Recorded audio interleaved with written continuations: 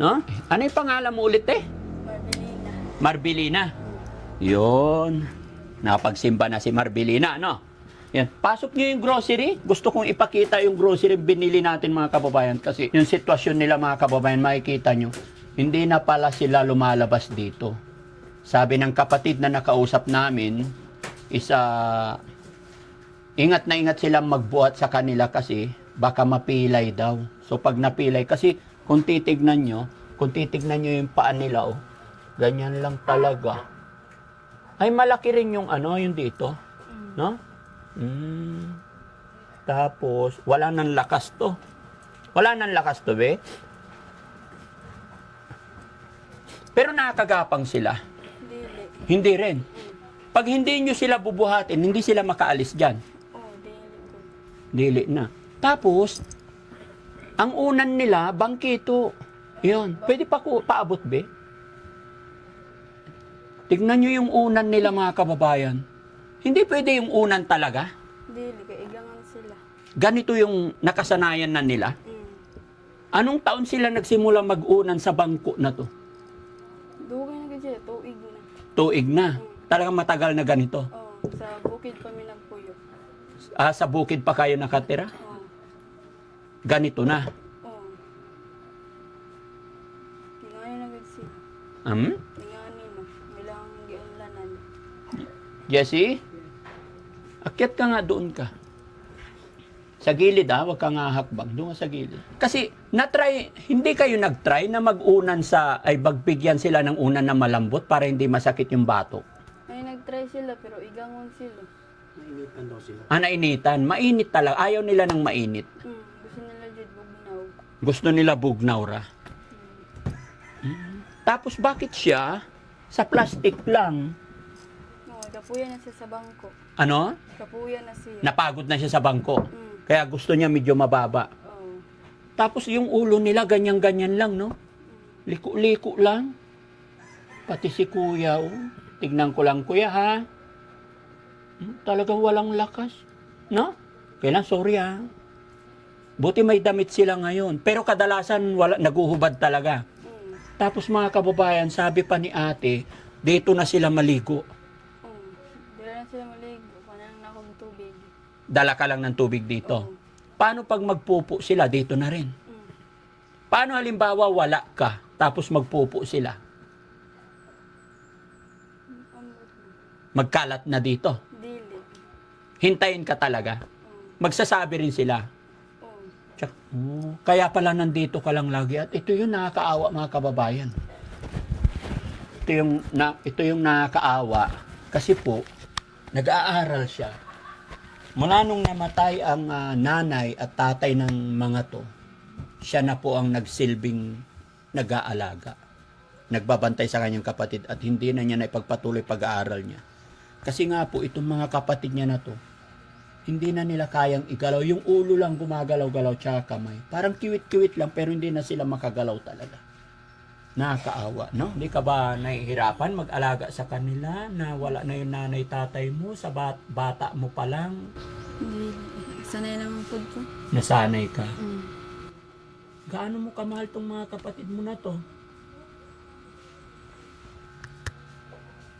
Nahirapan siya magsalita, be, pero ramdam natin yung lungkot, hirap na nararamdaman niya. Hindi niya ma-express yung gusto niyang sabihin. Pero sa edad niyang 15, dapat naglalaro pa eh. Pero pasabak na po siya sa pag-aalaga ng kanyang mga kapatid. Siya yung naging nanay at tatay siya. Kasi yung kapatid naman niya, yun ang naghanap buhay. Yun ang naghahanap Para buhay. sa kanila. Yung isang lalaki, ano? Duha. Duha na lalaki. Tapos ikaw taga-bantay, sila naghanap buhay. Oh. Pero sana mga pag-aral ka pa, ano? Kasi bata ka pa. Ang problema, walang magbantay dito, mga kababayan. Okay? Pero nag-ALS. Nag-ALS ka naman. Taga-Martis ra ang klase. Kada Martes ra. Yung artist lang. Once a week lang. Ano bang gusto mo sana paglaki mo? Anong course gusto mo sana? Maestra. Maestra. Gusto mo maging teacher. Paano yan? Hindi ka na magiging teacher kasi wala na yung nanay at tatay mo. Okay lang sa iyo? Focus na lang sa kambal para matima na ako. Focus na lang sa... Kambal. Focus na lang natin sa kambal niya. Focus na lang sa kambal.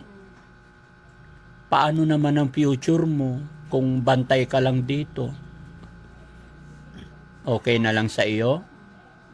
Di ba mga kababayan, napakahirap ng kanilang sitwasyon, napakahirap ng kanilang pinagdadaanan, lalong-lalo na kay ate, tsaka sa dalawang ito. So, ibig sabihin, 5 kayo magkakapatid. Unom. Unom, may naghahanap buhay. Ang isa kuha mo ito, laag. Yung 3 sa labas. Yun ang naghahanap buhay. O yung 3 naghahanap buhay, tapos ikaw tagabantay dito. Loading sila dito. Tapos yung bahay nila. Pero ang kagandahan lang dito mga kababayan sa lugar nila, talagang puro tabla, kaya matibay, no? Yun ang napansin ko, lahat ng kabahayan dito mga kababayan, matitibay ang tabla nila. No? So okay, yung grocery, pwede ba? Dalhin natin dito para makita ng mga batang ito, para mapasaya naman natin sila. Uy, abot. Yan be, iayos natin. Dito ka Jessie. Yan. Yung mga sabon be, hiniwalay ko. I-ano mo. Tapos pakainin natin sila, no? Ay. Yan. Kumakain ba sila ng ganito? Nagkain naman sila? Wala namang bawal sa kanila. Walang bawal. Okay, tsaka ito mga biskwit para may pang merienda, no? Kuya, gusto mo ganito? Wow. Gusto mo bigyan kita? Hindi, sige, bigyan mo sila. Okay lang? Hindi pa sila mukhain. Ha? Hindi pa sila mukhain. Ay, busog pa sila. May oras lang talaga ang kain nila. Kaya hapon naman na sila mag-tunood po. Kaya Alas alas 4. 4 ang tanghalian nila. Nila, 4 na raw yung nangyayari. Kaya nang magkakapi sila. Magkape din. Ito, may dala akong gatas para sa kanila, no? Para lumakas yung kanilang health. May gatas, be? Inom kang gatas, ah? Inom kayo, kuya? Hindi ba sila pwedeng iharap dito? Hindi na, ganyan lang. As gusto nila nakatingin lang dyan. Kanan kuan, bumili kami ng kaunting tinapa. Oh, mag-ulam kayong tinapa? O yun. Mga kababayan dito sa Kabisayaan, ang tawag nila sa sardinas is tinapa. No? Tapos yung ibon is langgam. No? Sa atin, yung langgam gumagapang. Sa kanila, yung langgam lumilipad. Lumilipad na. Ayun. O, ito. Sana maging makatulong to, ano? Ayan. Happy ka ba, ate, na nakabalik kami dito? Anong masasabi mo?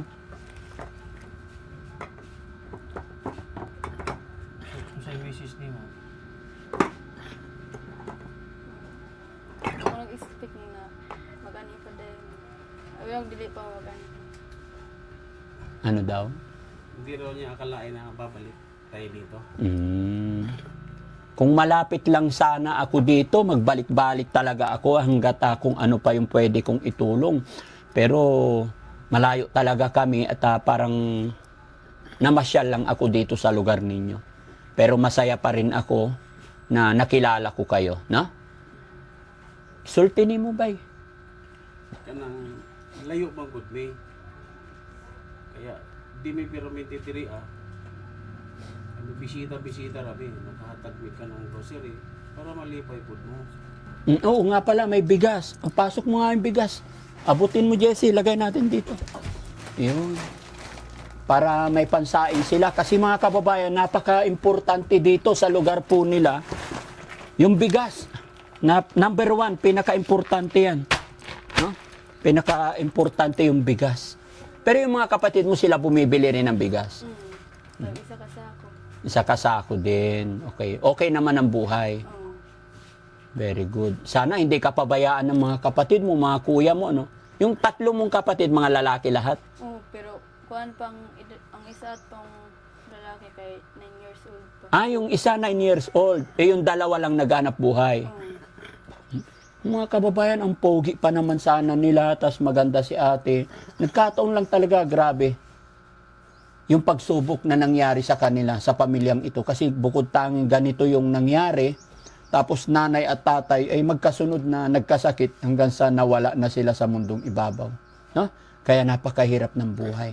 Kaya tayo mga kababayan, kung sa tingin mo, sa tingin natin ay mahirap ang buhay natin, walang rason para tayo gumive up, sumuko. Kasi kung titignan natin, much more sa kanila, mas mahirap. Pero sige pa rin sila laban. Kaya thank you Lord na tuntun namin or nakarating kami sa lugar na ito. Sana sa pamamagitan ng bidyong ito, may makapanood na mga malalapit dito para matulungan din sila kahit hindi na po kami. Kaya mga kababayan, mga kabarangay, sa mga kapanood ng bidyong ito, lalo na yung mga malalapit dito, sana maabutan natin sila ng tulong, i-share natin yung video para makita ng mga kababayan natin na may mabubuting kalooban. No? Ate, pwede bang sabihin mo kung anong eksaktong lugar ito para pag napanood ng mga tao, may mga makapanood, mapag-abot ba sila ng tulong sa mga kapatid mo? Yung eksaktong lugar ninyo. Kung sa may address diri kanang saktong address kayo, number ng balay para kung may mutabang, muanhin na lang sa dire. Kabantaw, Purok Dos. Kabantaw, Purok Dos, Rosario, Agusan del Sol. Rosario, Agusan del Sur. Yun. So, yun mga kababayan, no? Yun lamang po ang misyon ng Team Daddy Frankie, yung makabalik dito. Galing na kami rito kahapon. Kahapon ba isang araw? Para nagbigay ng kaunting tulong pinansyal. At ito, dinala natin sila ng kaunting grocery, bigas, sabon, panlaba. Walang lakas talaga. Pwede tignan dito. Maraming ano guys. Maraming ano, siko. No? 1, 2, 3, 4. Ganon din sa kabila, no? Ang liliit. Ang liit, hindi na talaga lumaki, ano? Pero may pakiramdam din to. Hawakan mo nga yung kamay ko. Kaya? May force? Ganyan lang. Mahina. Mahina yung pwersa, mga kababayan. Sakto lang na mapagkamot, no? Ng Makati. Doon na lang sila nagsi-CR, mga kababayan. No? Sa butas. So, may dala kaming ano mga kababayan, may dala kaming pagkain. Sakto-sakto po kasi pananghalian. Kaya pakakainin din natin sila. Pero kahapon, nandito sila eh. Ilang taon ka na pala? 17 parehas. Hindi ka ba naiinip dito or naiinitan? Nandito lang kayo? Hanggang taon. Paso. Hmm? Hanggang taon bis kang paso.